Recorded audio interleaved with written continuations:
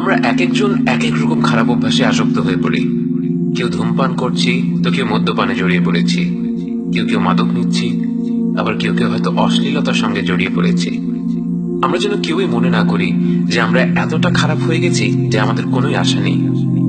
নামাজ তো ভালো মানুষদের জন্য, আমরা পাপী বান্দা, আমাদের নামাজকে আল্লাহ কবুল করবেন?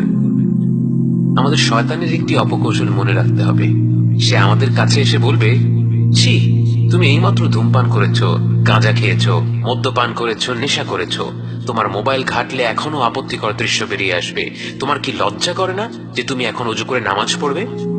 এর সাথে তুলনা করে দেখুন রাসূল সাল্লাল্লাহু আলাইহি ওয়াসাল্লাম কি বলছেন, আতবি'আ আস-সাইয়্যাআত আল-হাসানাহ তামহুহা। খারাপ কাজের পর ভালো কাজ করো, কারণ সেটা খারাপ কাজটিকে মুছে ফেলবে। আমরা দুর্বল হয়ে শয়তানের ফাঁদে পা ফেলে দিয়েছি, আমাদের মনটা ভারী হয়ে এসেছে। তখনই আমাদের ঘুরে দাঁড়ানোর উত্তম সময়। তখনই আমাদের বলা উচিত, শয়তান আমাকে একবার হারিয়ে দিয়েছে তো কি হয়েছে, আমি শয়তানকে 3 বার হারিয়ে দেব।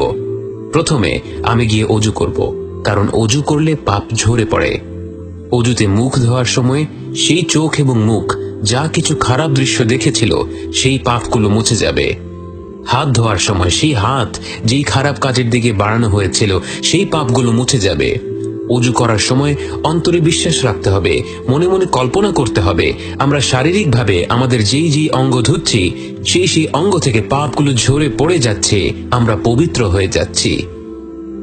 দ্বিতীয়বার আমরা শয়তানকে হারাবো নামাজে দাঁড়িয়ে, কারণ রাসূল সাল্লাল্লাহু আলাইহি ওয়াসাল্লাম বলেন, যেই ব্যক্তি সুন্দরভাবে অজু করে মন দিয়ে 2 রাকাত নামাজ পড়বে এবং আল্লাহর কাছে ক্ষমা চাইবে, আল্লাহ তাকে ক্ষমা করে দিবেন।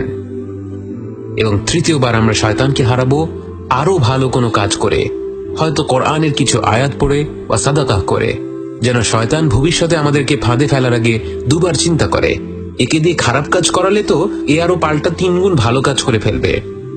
ভেবে দেখুন, যারা পাপ কাজে লিপ্ত হয় তারাই যদি আল্লাহর কাছে ক্ষমা না চায়, তাহলে ক্ষমা চাইবে কে?